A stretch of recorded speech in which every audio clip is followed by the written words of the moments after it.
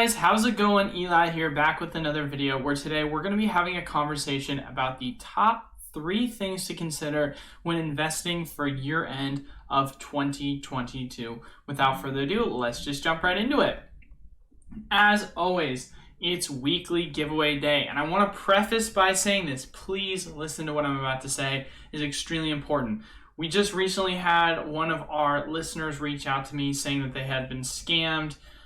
I do not have a Telegram. Please hear this now. I do not have any sort of way that I will contact you in regards to your winnings, and I will never request funds from you. If you win, I will announce it here on the channel live Monday. I will show you the 3 names of the tags, and then you will directly message either our official email or you'll directly message our Discord. Please be aware of that. I don't want any more people to get scammed. I know that there's been bots running around rampant in my comment section. I've been trying to go through and obviously remove them and ban them. But sometimes it's really difficult because they just keep continuously recreating accounts. So I do apologize for that, but I'm going to do my best to try and kind of tamper down on it. But I just wanted people to be very, very aware of that so we can try and fix this and not have any more scams. But like I said before, today is the weekly giveaway winner announcement. These 3 winners are each going to be receiving 12 Lost Origin booster packs. I'll make sure to ship them out on Friday when I ship out the rest of our break packs. If you are interested in joining in our break, you can also go check it out on our website at PokemonUSA.com under the break section of the page. But to enter in, just comment, like, and then be subscribed to the YouTube channel. So without further ado, let's just jump right into it, ladies and gentlemen, and see who the 3 winners are. Congratulations to Red Leaf Hunting, Kevin Vandewood, and then Empty Belly Form 27. Congratulations to you 3 winners. As always, of course, feel free to message me directly through, like I said, Discord or email. We'll try and figure out a way to get some verification going so that we know that you who reached out to me are the legit winners. But sorry for the long introduction to that. Obviously, I just wanted to preface it because we've had so many scams recently popping up in the comment section, so I want everyone to be safe. But now, today's topic. Obviously, our last video that we posted was very much discussing when I had said the best time to buy was. This was for anyone who is just a collector and or investor type. And so I thought it would be a good thing to kind of follow up on since we are in more or less a recessionary period, according to what an actual definition of a recessionary period is. I would like to believe so. And so it is now more important than ever to consider these 3 things when you're going in and investing, because there's going to be a lot different strategies when it comes to the overall way in which the market is. You know, you have different strategies in a bull versus a bear market cycle, and there's 3 factors that really play a key role in what is causing you to determine what that is. So starting off with number 3, and the most, one of the most important things to really consider is volatility is down. So volatility during bull market cycles is extremely high. It's one of those things where it plays a huge factor in one of my top strategies during bull market cycles, playing the wave. For those of you that are unfamiliar with the playing the wave strategy, basically the concept of is you typically tend to see on pre-order release prices, depending upon the set, to be down quite a bit.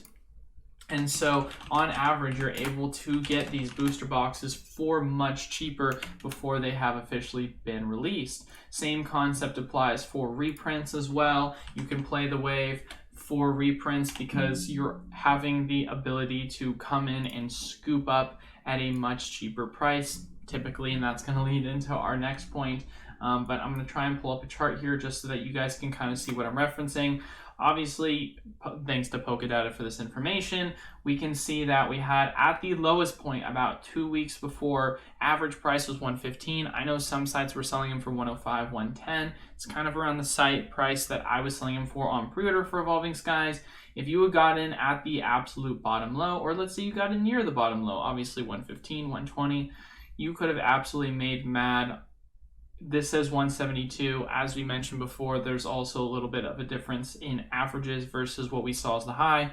Some people, including myself, were able to, sell them on TCG Player for $190 to $200. So realistically, if you got in around 105, 115, Sold at 170 to if you're going off of this standard, or around 195, 200 once you start including fees on TCG Player, you absolutely made out with a 50 to 75% profit, depending upon if we're including fees here on where you sold it from. So playing the wave was a strategy that I was a huge fan of because there was a ton of opportunity there. Now, do I think playing the wave is something that is entirely possible nowadays? Yes, I do think it is something that is possible for you to still play. However, we have to look at it now from a different lens and a different perspective, because now things are more or less volatile, they're more stagnant, so it's going to take longer for these waves to kind of play out.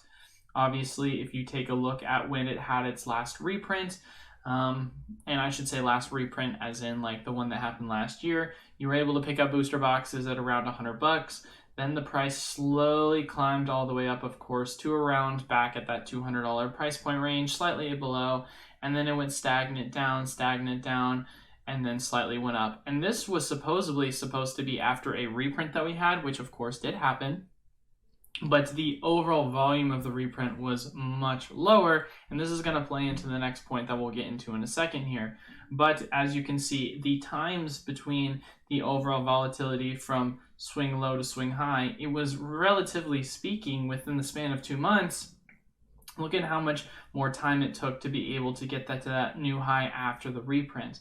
It took roughly around, I want to say about 5 months, whereas before it took around 2 months. So it almost tripled the amount of time it took for the volatility swings to happen. And this is coming from a high demand set too. You know, you take a set that's a lot less in demand. You know, let's take a perfect example like Chilling Reign, right? We'll say Chilling Reign, for example. And obviously, reprints are going to play a factor here, but we're going to talk about Chilling Reign nonetheless because I think that it's a good example, and then we're going to look at another one after this. You know, it had its initial 150 price, then it got its release, kind of went sideways for a while, and then it eventually swung up within the span of about 2 months if we're going from when it hit its low all the way to its top again. So once again, going from around, I shouldn't say 2 months, it looks like it hit a low point at around the 14th, so more or less 3 months, but like I said before, this is a less demand item than Evolving Skies, so it makes sense. And then obviously it had its price correction, which, you know, played out for quite a bit of time to below $75, but then look how we're sitting right now. We're starting to finally climb, but the stagnation of this has very much been more or less sideways. So we haven't even seen real steady growth of this, and that's mainly just because the volatility in the market is just not that much greater for those middle of the road kind of sets. Vivid Voltage Booster Box is a good one to take a look at because at one point this was the highest valued booster box in the Sword and Shield era. It was going in at around $230, which is crazy to think about. It was going for that much at one point. So if we look at the volatility swing high to the swing low after it got its initial reprint, and look how quickly it rose up back to the 150s. It actually went to around 160, 170, but like I said, we don't have the data for that shown here because this is taking averages. We're going off of TCG highs. So it took roughly around 2.5, 3 months to get there, gets a reprint, gets its lows, and then look at how it started to climb up again. Did that exact same thing, but the time in which it took to play out was what? Let's see. Took about 3 months versus here it took roughly about 5 to 6 months, so almost double the time. And then obviously we're now looking at where the price had once again some more supply in it, and now it's kind of at a sideways point. So it went up, now it's going down again, probably going to go up and continue to go sideways. So volatility has really started to seep out of the market. So you have to be very selective nowadays in regards to what booster boxes you're going to be playing.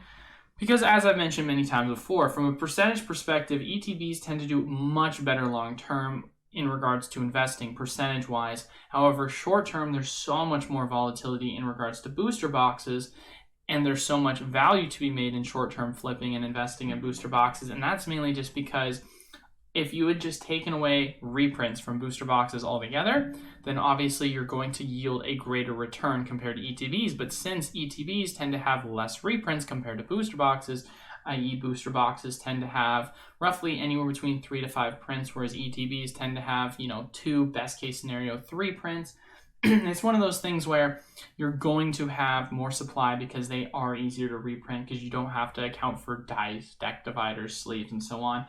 Booster boxes are just packs. So, playing the wave is a short-term strategy on average, but with the lack of volatility in the market, it's one of those things where it might be better to take the approach of, if you are going to play this game, you're going to want to look at it from a lot longer term of an approach on playing these waves longer. And that is now going to lead into our second point and the second thing to consider when it comes to factors. The Pokemon Company has dialed back on their printing. Yeah, so if you take a look at allocation numbers, and I'll tell you guys mine. I can't show it to you because that'd be a breach of contract with my distributors, but I'll just tell you, 95 Evolving Skies booster boxes is what I got for my allocations from one of my distributors. Another one of my distributors for Fusion Strike, same guy, 95 as well. And then, surprisingly enough, Brilliant Stars around 140. Then we go into Astral Radiance. It goes all the way down to 68. Then we go to Lost Origin. It goes all the way down to 66. And I wouldn't be surprised if Silver Tempest went down even more after that. The overall supply of these booster boxes and how they're getting printed has gone down, not to mention the way in which they're printing it is differently. Before, it would be Wave 1, Wave 2, and then it would be 45 for Wave 1, 45 for Wave 2. Now what they've done it is instead it's all one wave, and it's going to be a lot bigger of a general wave. You've seen this kind of play out a lot with, if you're taking a look at sets such as Astral Radiance, obviously the best one to kind of take a look at right now. Astral Radiance is a set that I would not say has been the highest demand of set, but nonetheless, it has never seen the light of day below, realistically, that $95 price point range. So you got to ask yourself, okay, well, why is it holding up so much greater? And I think that's because this just overall supply, kind of like what the Pokemon Company has talked about doing historically speaking, they've found an equilibrium on when they can do their printing. So as you can see, it's slowly kind of gone down here. And best case scenario on your pre-order price high, but we don't like to go off of that. Realistically, we like to look at the date from after its initial release. Obviously, for those of you that don't know, it was released near the end of May. So we take a look, 105 was the realistic price that it was sitting at when it officially got its release. And rather than having a build-up to the set hype, the build-up was several months in advance. So the value of it actually started tanking as we got closer to the set. And then from there, we've actually seen the price slowly go down, but it has yet to break, like I mentioned before, anything below that $95 price range. It's still sitting at around 100-ish bucks, and we're going off of TCG player prices. You can probably find it cheaper elsewhere, but once again, that's just one thing to realistically consider, and that's just because the Pokemon Company's printing to demand. And so the volatility, once again, is also going to go down because since they are printing to demand and the supply is, of course, there to follow it, we're not going to have this volatile swings where we have extreme high demand for product. Prices rapidly shot up if you got them on pre-order. And then Pokemon Company starts rapidly pumping out huge reprint numbers for the product. So they're just trying to absolutely tank the price down to what could be $90, $100, $80, kind of like what we saw with Chilling Reign hitting that $75 price point. They are not printing nearly as much. And so that's something that's really important to kind of take into consideration with a lot of these newer sets. Same thing's going to happen with Lost Origin. Obviously, it looks like we are getting a little bit better steam in regards to pricing on Lost Origin, but not really much, We're seeing a small amount of FOMO on people picking up. Of course, the chart makes it seem like it's so much greater, but realistically, it's only a $6 increase in price. So seeing the overall demand for this is slightly better, but I think it's because, Lost Origin so far looks like a greater set than Astral. So it has nothing, in my opinion, realistically to do with just the overall print. It has more to do with that there's a slightly greater demand. So it'll really be interesting to see how that's going to play out with Silver Tempest, and it'll be really interesting to see what the Pokemon Company is going to kind of do going forward in regards to these reprints, because as we saw with Evolving Skies, it might be a bad example, but it's the one I'm going to use because it was the most recent. We had a pretty small print run of it, and it didn't really do much on the overall price drop. Yes, we did see like a flash price drop down to 115, down to 120 on some sites, those people that got in and it sold out like immediately. I know on my side I was doing a bundle where you buy an Astral for 100, you get an Evolving for 120. And that lasted about an hour before it sold out. And so the overall just supply that you're kind of seeing with the reprints are very low. Now, there has obviously been reports from my distributor, and I've heard other people say as well, that we're expecting to have a lot larger of a wave of Evolving Skies coming this winter, and that'll of course correspond with what I was talking about in yesterday's video, where I expect there to be a huge reprint drop. So I'd love to see a follow-up video with that I'll be making hopefully within the next month or two to that, so we can ultimately see if the Pokemon Company is not satisfied at a lot of these prices. But I think for them, they see it as an equilibrium, like, hey, $100, $110 is a good place. Of course, we're talking online sales here. LGS is going to be completely different, but it's better to where, you're not making a ton of margins on your product, but you're making enough to where you're making some slim profit on it. And it's not too cheap to the point of where you're losing money and no one's picking up the product.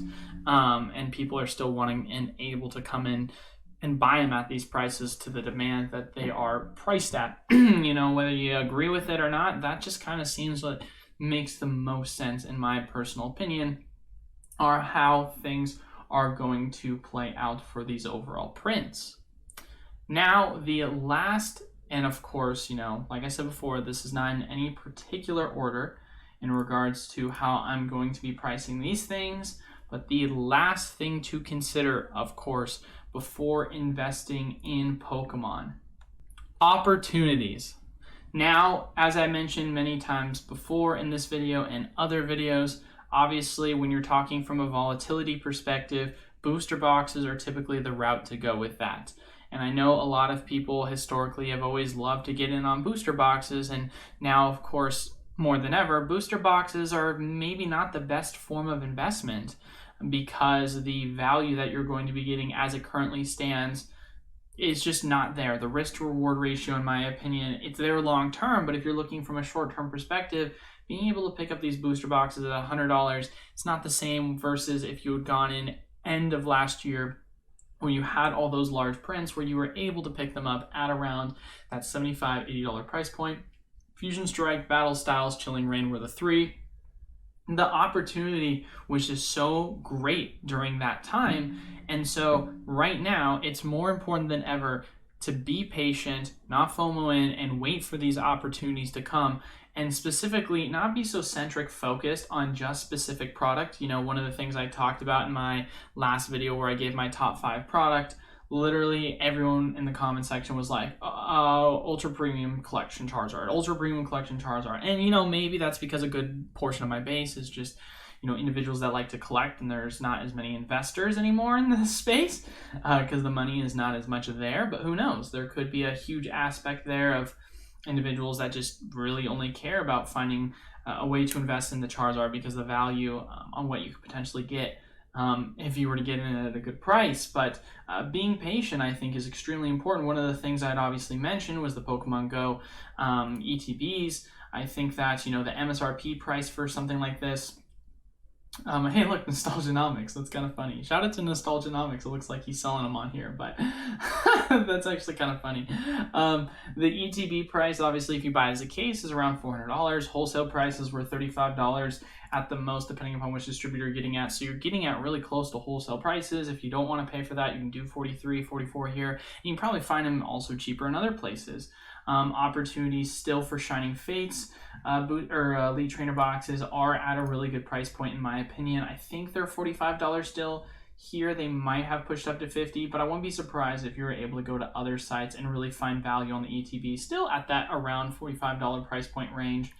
Let's see, $46.29, is that accurate? So yeah, $47 realistically is kind of the price that you're looking at, which, it's below MSRP, but you could probably find better places that are going to be able to sell them for closer to wholesale. So a lot of opportunities still here with items and products such as Shining Fates and a lot of other ETBs at a really good value. So I know everyone wants to focus in on those ultra premium specialty collections. I know everyone wants to focus in on investing in booster boxes, and for obvious reasons, they're a lot easier to store.